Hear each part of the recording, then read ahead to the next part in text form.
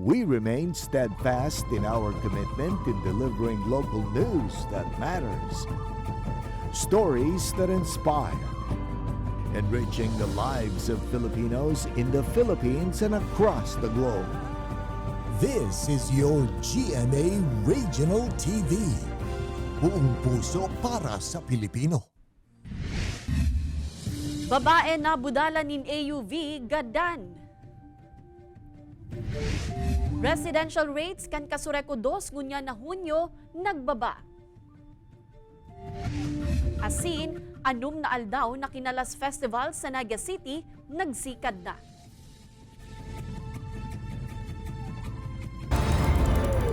Ini ang GMA Regional TV Balitang Bicolandia.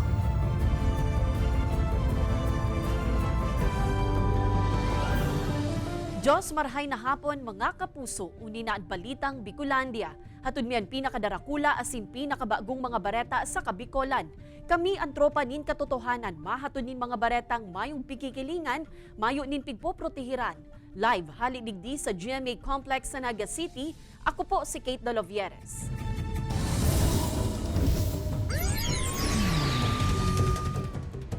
Sa 62 anyos na babae sa Pamplona, Camarines Sur na babakal sa nakuta nanin panira kan sa iyang mga aki.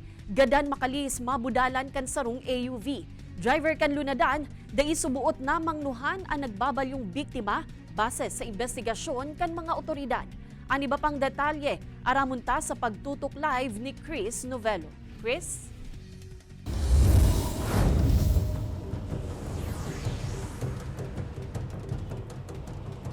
Kate Bakalis, mabudalan ang biktimang senior citizen. Nawaran pasubuot nin kontrol ang lunadan hasta sa makabudal ini sa sarong bodega nin mga paroy sa barangay San Ramon, Pamplona, Camarines Sur. Pigbibilaran ng unyan ang 72 anyos na babaeng nabudalan kasuod sa kalabaan kan Maharlika Highway sa Pamplona, Camarines Sur. Susog sa aki kainin na si Shirley Daza pabalyuan sa iyang ina sa tinampo nga ni mabakal nin sira. Alagad nabudalan inikan kaskas na lunadan napasirin sa direksyon kan Libmanan, Camarines Sur. Nakita ko na lang si mama nakahiga na Bibili sana muna siyang ulam namin para may pagkain kami bago siya pumunta doon sa kabila. Susog sa pirang nakahiling kan insidente, may nadawag na sa nasindang makusog na kalabog. Nagkalabog po siya. Pagkalabog po, pagiling ko, taho na pala si nabangga. Pagkatapos, kaskason po si auto. Susog sa kapulisan makalis mabudalan ang babae, nawaran subuot nin kontrol ang driver kan lunadan asin, nakabudal ini sa bodega nin mga paroy. Naisubuot na mangnuhan kan driver na nagbabalyo ang biktima.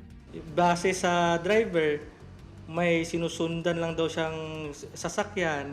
Hindi na niya masyadong napansin na may tumawid sa may gilid.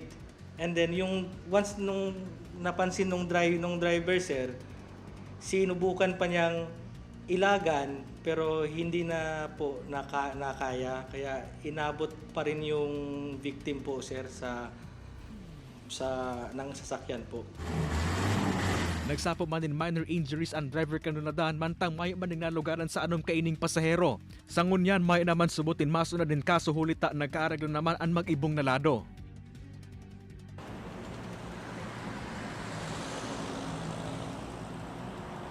Kate, sa pinakahuring datos kan Pamplona Municipal Police Station, nagdakol ang naikurit na vehicular accident sa Banwaan sa primerong 6 na bulan kan taon na suminakat na sa 94 kung ikukumparayan sa 69 na vehicular accident sa kaparehong peryodo kan taong 2023. Mas nagdakol din ang mga binawianin buhay na nag-aabot ng ngunyan sa 12, asin mas dikit kung baga duman sa naikurit na kasong na casualty sa saro sa parehong peryodo kang nakaaging taon. Pagiramdaman Kate kan Pamplona MPS sa mga motoristang nagbabaybay sa tinampo digdi sa National Highway na mag-ingat asin i-check bako lang ang mismong lunadan kundi an sa diri para makalikay sa mga siring na insidente. Kate? Jos Mabalos, Chris. Naglakop na video kung sa inpig sa sabing pigbahog subuot ang sarong iko sa sawa sa sarong private zoo sa Masbate City iniimbestigaran na. Private zoo na diskubreng mayong maninigong permit tanganing makapag-operate. Tutukan sa report ni Rosie Nieva. Nag-ani ni mga negatibong reaksyon sa social media ang sarong video kung saan mahihiling ang sarong ikos mantang nasa laukan kulungan nin sawa sa sarong zoo sa Masbate City. Dako lang nagsasabi na pigbahog ang ikos sa nasambitan ng sawa. Huli kay nitulos na nagkondusir nin ocular inspection sa nasambitan ng zoo ang lokal na gobyerno kan Masbate City, Provincial Veterinarian as in Provincial Agriculture Office nganing maaraman ang totoong nangyayari sa lugar. Pinahimutikan kan may sadiri kan zoo ang naglakop na video. Sigun sa iya, nakasalbar man ang ikos asin ang sarong bisita sa zoo ang subuot nagbugta kaini sa kulungan kan sawa asin pigkuanan nin video. Wala akong kasalanan niya siguro, wala akong sala sana. Kay ito na tao na nagkadian mo nagbutang sana na miya. Kay ang purpose siguro niya ibubutang niya sa kuan kasi bladder siya. In kaso mapatunayang pigbahog talaga ani ko sa sawa, posibleng mahampang subuot ang may sadiri kan zoo o si isay man na may kagibo kaini sa kasong may connection sa pagbalgar sa Animal Welfare Act. Hindi naman kasi siya consider na pinapakain kasi consider siya na companion animal or pet animal. So hindi dapat pinapakain yung pusa sa ganitong mga ahas. Kasabay kan ginibong inspeksyon, nadiskubre kan mga otoridad na mayo nin maninigong permit ang zoo. Alagad igwasubot ini ni Application for Amusement Establishment kan taong 2018. Alagad mayong nako ang approval. Sa pagsasaliksik din namin na found out din namin na wala din palang business permit ang establishment or ang kinoconsider sa parang amusement park ata yung pinapalabas sila. Huli sa nadiskubring ini, tulos na ipigsugo kan LGU ang paramientras na pagsara sa zoo, mantang mapadagos man ang investigasyon. Ini si Rosie Nieva, Balitang Bicolandia.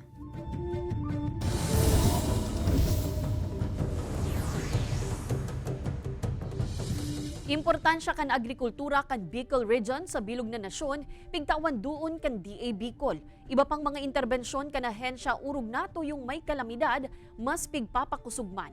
Uyan report ni Jessica Kalinog.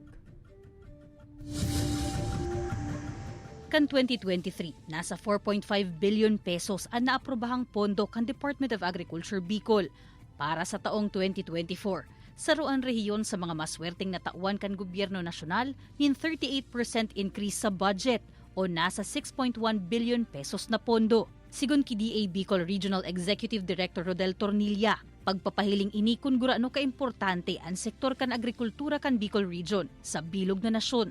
Pinakamalaking bulk ng budget natin is for the farm to market roads.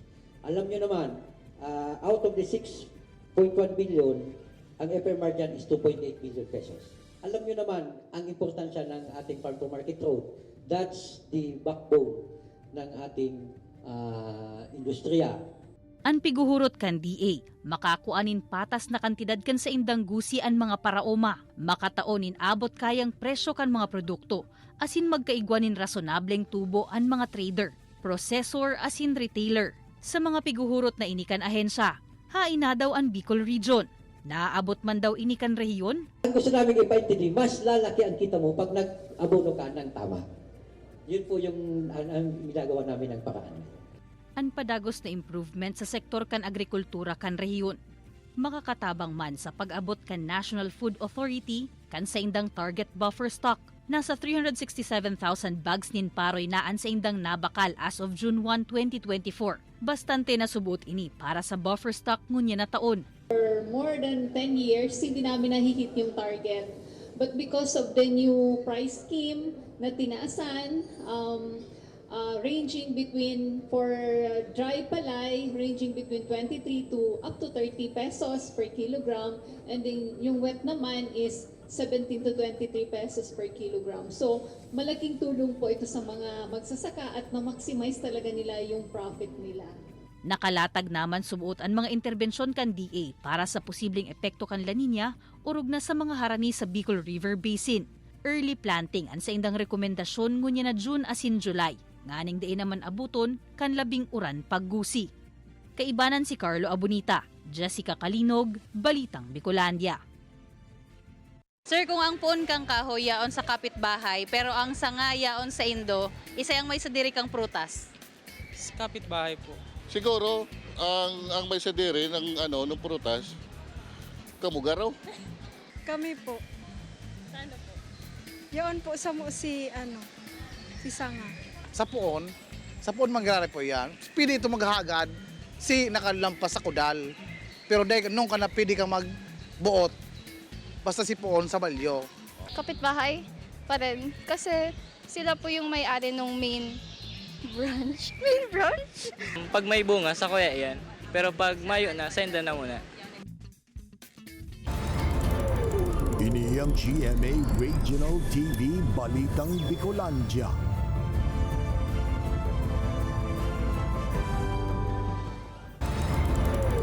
Ini ang GMA Regional TV Balitang Bicolandia.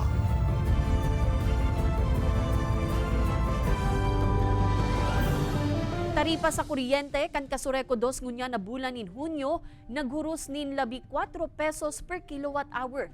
Pagbaba sa taripa sa kuryente huli subuot sa kasuguan kan ERC na staggered na pagkolekta sa generation charge sa binabakal na kuryente sa wholesale electricity spot market. Magiging singil sa kuryente sa mga masangling bulan, aramunta sa report ni Chris Novelo. Labi sa 800 pesos kan Marso, 1,600 plus kan Abril asin, pagabot kan bulan ng Mayo, luminobo pa sa labi 2,160 pesos. Inian magakasunod na bil sa kuryente na binayadan ni Jun Milano sa Kasureko 2. Maut man kini magbawas nin konsumo alagad din hulita bakasyon kun kaya maghapon man na nakabukasan sa iyang mga appliances. Magabat ang palobat siyempre ikaw kan may sa budget mo. Mari kung kadakal kang budget sa harong, kung Mayo, di siyempre hirap na hirap ka. Kaya para kay Jun ako lang katabangan sa iya, an anunsyo kan Kasureko 2 na may pababa sa taripa kan kuryente. Nagpapatak na sana kaya sa 5 pesos and 92 centavos per kilowatt hour ang singil sa residential consumers gikan sa dating 10 pesos and 75 centavos per kilowatt hour kan Mayo, 5 pesos and 5 centavos per kilowatt hour sa low voltage consumers, gikan sa dating 9 pesos and 88 centavos per kilowatt hour asin. Ang dating 9 pesos and 4 centavos per kilowatt hour sa high voltage, nagpapatak na sa nangunyan sa 4 pesos and 12 centavos per kilowatt hour. Ang duwang kasuguan kan ERC sa gabos na distribution utilities na ipautob ang 4-month staggered collection kan generation cost asin ang papapautob kan over and under recovery ang mga rason kan hababang taripang ngunya na bulan. Sa simulation po ni Kasureko 2, dapat nasa 11 to 12 pesos po kita ko niyan. Kung dahil po nagpa-implement ng staggered payment ang Energy Regulatory Commission. Alagad, posible subot na mabaguan na sambitan ng taripa sa mga masunod na bulan, huli masigil na girari ang kooperatiba ng generation charges na basado man girari sa kasuguan kan ERC. Tigihiling ta for the month of June hababa kita. Pero sa masunod na mga bulan, ining July, August hanggang September, pwede po kayo magresulta ini sa paglangkaw pang sa tuyang taripa sa kuryente sa masunod na mga bulan. Kay banan si Javel Obiso, Chris Novelo, Balitang Bicolandia. Mantinido man giraray ang Pazi Orden sa bilog na probinsya kan Sorsogon. Nagbaba kaya nin haros 50% ang crime incidents, urog na ang crime against person and property sa probinsya ngunya na taon.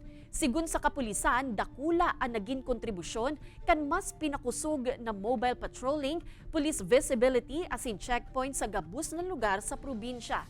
Apera kaini yaon man ang suporta kan publiko sa pigigibong mga police community relations kaya mas napapadali ang pagsusog asin pag-aresto sa mga wanted persons. Apera kaini nabawasan naman ang transaksyon kan iligal na droga sa nasambitan ng probinsya. Kung sa intulong barangay na sana, ang kaipuhang maideklarang drug cleared kan mga otoridad. Pakaganda ng efforts ng barangay, ng local government unit, ng PDEA, ng PNP para masumpo yung illegal drugs. So, isa pa yan sa factor bakit bumaba din yung insidente sa probinsya ng Sorsogon. Pagbisto kan kinalas komo saro sa mga identity kan Naga City, pigtutulod sa 6-day Kinalas Festival sa syudad. Bagong tourism tagline na Nagayon, piglansarman kan Naga City LGU. Uyan istorya ni Jessica Kalinog. 11 kilometros hali sa sentro kan Naga City an pwesto kan kinalasan ninda Giovanni. Alagad ang mga maot makanamit kan sa indang bersyon kan kinalas, day nakaipuhan pang magbiyahe nin arog kaiyan karayo. Ta sa Plaza Rizal, anom na aldaw sindang nakapwesto. Iba-iba kasi ang ano nang unyan kang kinalas eh. May mga lechon, may iba-iba kadakulon kaya magayuno na maipopromote mi sinda sa digdi sa Naga mismo. Since mapuon man siya digdi sa Naga talaga. 8 mga kinalasan sa syudad kan Naga ang nakapwesto ngunyan sa plaza, nganing mag-opresir kan kanya-kanya nindang bersyon kaini sa pigbukasan na Fiesta Royal de Kinalas o Kinalas Festival 2024. Hasta sa Hunyo 23, pwede ining maaprobitsaran sa plaza from 4 p.m. to 11 p.m. At least marami kaming choices na matry ang mga iba-ibang kinalas sa Naga na siyempre ipopromote at taga-Naga kita. Sa pwesto na inininda Chef Randy, may kinalas na mayong sabaw, anapod da adigdi, kinarma, kinalas na shawarma style, asin may saro pa, an kinalas pizza. Naisipan mi na i-elevate si kinalas para at least magkaigwaning another reason ang mga tourist na dalawon na dayawon ng Naga. Mauot ka Naga City LGU na makalansar nin tourism products. Saro na dyan an kinalas na makrear manin identity o pagbisto sa syudad. Nagbilog naman in organisasyon kan mga kinalas vendor kung sa inpigtukdoan man sindakan proper preparation kaini. An pag-hype sa kinalas, parte man kan bagong tourism brand na piglansar kan LGU. Iyan, an Naga yun, na naglalaom na matutukan ng iba pang tourism products na yaon sa syudad, apwera pa sa pagiging Pilgrim City. Making the best better. Sa iling ko po, di man po kita pwedeng makampante na sana. Taban nga kampante nawawalat. So, kaipuhan ta pong continuously mag-improve. Ang tourist is not only the destination that you're looking for. They would like also to taste. Kasi pag may kwento ang isang food, mas nagiging interesado din ang mga turista. Sa padagos na pagpapagayon, asin mga espuerso para sa turismo. Piglalaoman man ang pag-abot kan mas dakol na turista. Asin paglaog kan mas dakol na investors sa syudad kan Naga. Kaibanan si Jovel Obiso, Jessica Kalinog, Balitang Bicolandia. Kung ang puon yaon sa kapitbahay, pero ang sanga yaon sa Indo, sisay ang may sadiri kang prutas. Samuya na po. Taano sa inyo? Syempre may limit lang po yung parang property po ninda. Kumbaga, syempre lagpas na sa bakod. Yung kataid, samuya na. Samuya. Kami? Paano ka mo? Iyaan na sa sa bakod mi. Iyo. Anong gigibon mo sa prutas? Kakanan. Kung ang puon yaon sa kapitbahay, pero ang sanga yaon sa Indo, sisay ang may sadiri kang prutas. Siguro depende po kung perang alagwat po katong sanga. Ta kung pwede man pong mapitas, samuya na lang itong itong prutas. Ang kataid ko harong. Ano? Ampon naon sa inda. Nagsablay man lang sa kuyaan sanga. Di ka interesado sa prutas? Pag tinao sa kagsadiri, sa kuya ang prutas.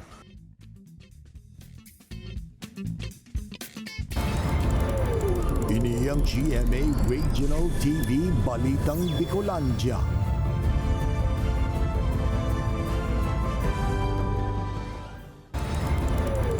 Ini ang GMA Regional TV Balitang Bicolandia.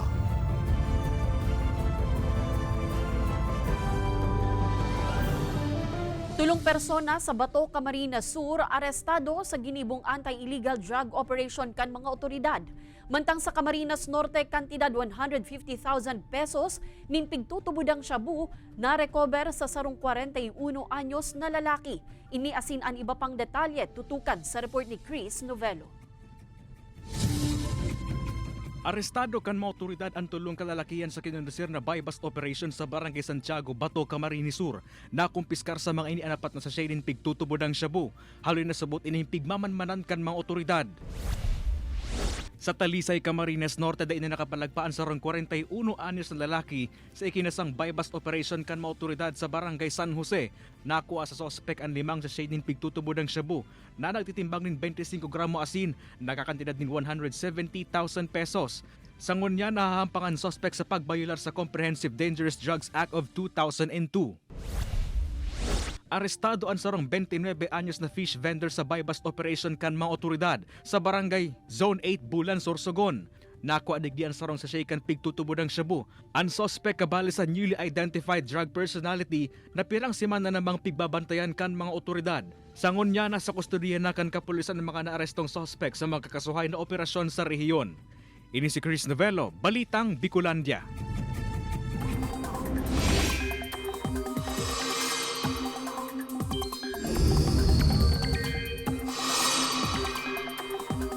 Mga kapuso, mapadagos ang tsansa nin uran sa dakul na mga lugar sa nasyon, dawa mayo na nin raot nin panahon o bagyo sa Philippine Area of Responsibility. Kumparar kasuudma, nadugangan ang mga lugar na apektado kan habagat urug na ang western sections kan Southern Luzon, Visayas asin Mindanao. Sa datos kan Metro Weather, uuranon ang pirang parte kan Bicol Region, siring kan Camarines Provinces, Albay, Sorsogon, Masbate asin Catanduanes. May makukusog na uran sa pirang lugar kaya maging alerto sa posibleng pagbaha o landslide. May tsansa manin localized thunderstorms sa iba pang parte kan nasyon. Padagos nang nagdidikit ang mga lugar na pigsa sa irarom sa heat index danger category huli sa mga pag-uuran. Basado yan sa monitoring kan DOST Pag-asa.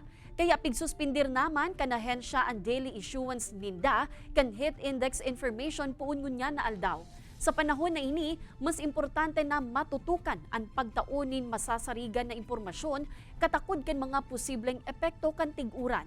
May maa-access pa man ang publiko na heat index data sa website kan Pag-asa alagad hali ini sa automated weather station ninda. Liwat na mapaluwas nin mga impormasyon ang Pag-asa dapit sa health index puun sa Marso 1, 2025 na iyuman puun kan tig-init sa nagkapirang parte kan nasyon. Health authorities may paglilinaw na bakong bulong sa dengue ang tawa-tawa, siling labuyo asin bayawas. Fast lane sa mga ospital, pig-establisar na tanganing matawan tulos nin atensyon ang sarong pasyente na tinamaan nin dengue. Tutukan sa report ni Chris Novello.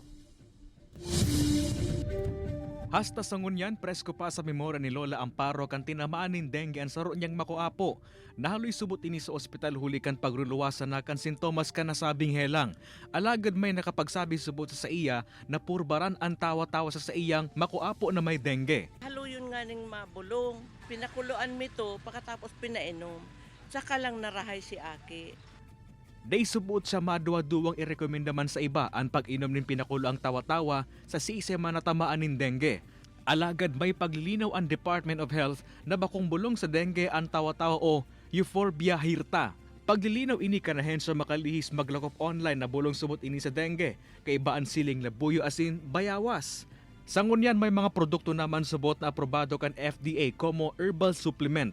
May mga pag-aadal na subot sa tawa-tawa alaga na ipakaini naabot ang level kan significant findings na nakakabulong ini sa dengue. Pigtutulod kan health authority ang pagpapakonsulta sa mga doktor kung may sintomas din dengue. May fast lane naman subot sa mga health facilities nga ng matawan ng tulos din atensyon ang probable dengue patient.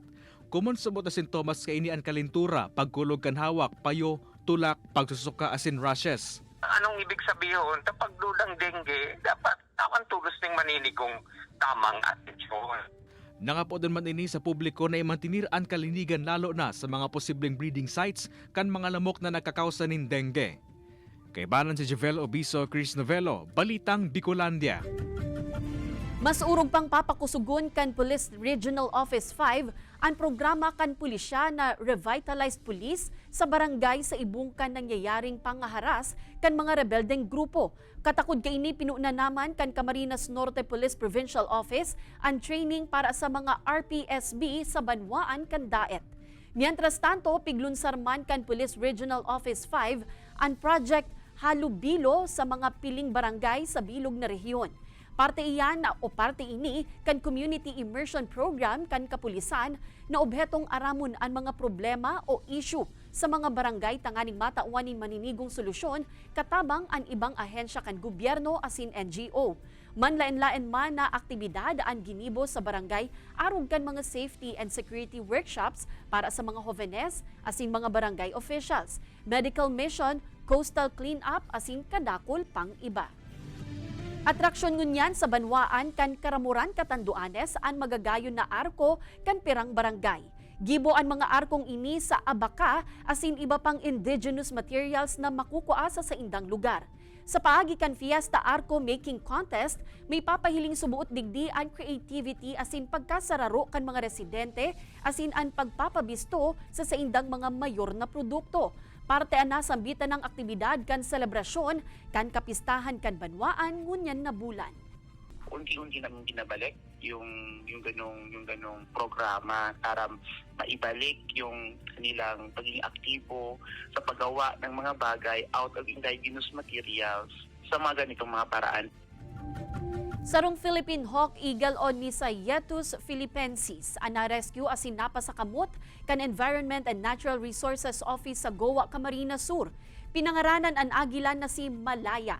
Natulos man na pigbuhian sa Mount Isarog National Park, makalihi sa 5 aldaw na pagmonitor kan veterinaryo sa kamugtakan kaini.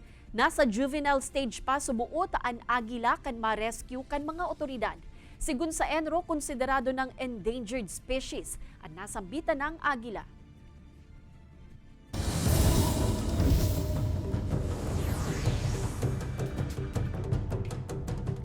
Dawa nagpuuna ang panahon nin tiguran patok pa man giraray sa mga turista ang Buntahiya Falls sa San Miguel, Catanduanes, hulit ang lugar syartong nakaka-enjoy asin nakaka-relax. Pasyarantayan sa istorya ni Chris Novello. Dawa naglaog na ang panahon ng tag-uran, may mga pagkakataon pa man giraray na maarasahas ang panahon. Kaya ang mga turista dagos ang pagpasyar sa magagayo na karigusan. Arog na sa nakan Buntahiya Falls na mahihiling sa barangay Patagan, Salvacion, San Miguel, Catanduanes. Alagad papagalon ka muna sa 20 minutong trekking pasiring sa lugar. Alagad sulit man ang pagalhulita maabutan mo digdi ang magayo na waterfalls. Ma-enjoy ang paglangoy sa malipot na tubig sa salog, mantang igwaman ng lugar kung saan pwedeng mag-dive.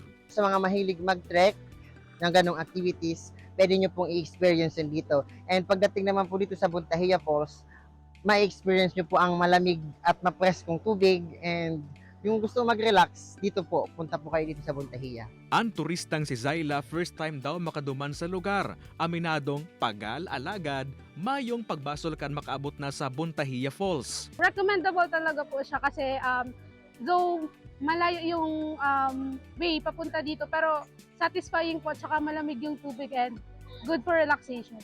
Hulit adakol talaga ang nagbibisita sa waterfalls kaya ang pakiulay sa nakan mga otoridad imantinir ang kalinigan sa nasambitan ng lugar. Ang mga turista po, inikayat din namin na ang kanilang mga basura ay dalhin din nila para mas maganda, mas ma-promote natin ang kagandahan at kalinisan. Ini si Chris Novello, Balitang Bicolandia. Madadalan ang episode na ini asin iba pang pinakahuring lokal na bareta sa official website kan GMA Regional TV, www.gmaregionaltv.com. Pwede man kamong magbisita sa samuyang official YouTube channel, GMA Regional TV, asin i-click ang subscribe button para sa pinakamaiinit na bareta hali sa man iba-ibang rehiyon. Mabalo sa mga kapusong Bicolanong nagantabay, maging sa mga kapuso nyato abroad. Ninhulita sa GMA Regional TV, Local News Matters. Asin yan, ang pinakadakula asin mainit na bareta sa Kabicolan. Ako si Kate Dalovieres, kami ang GMA Regional TV Balitang Bicolandia, bilog na puwersa para sa mas dakulang misyon, asin mas mahiwas na pagserbi sa nasyon.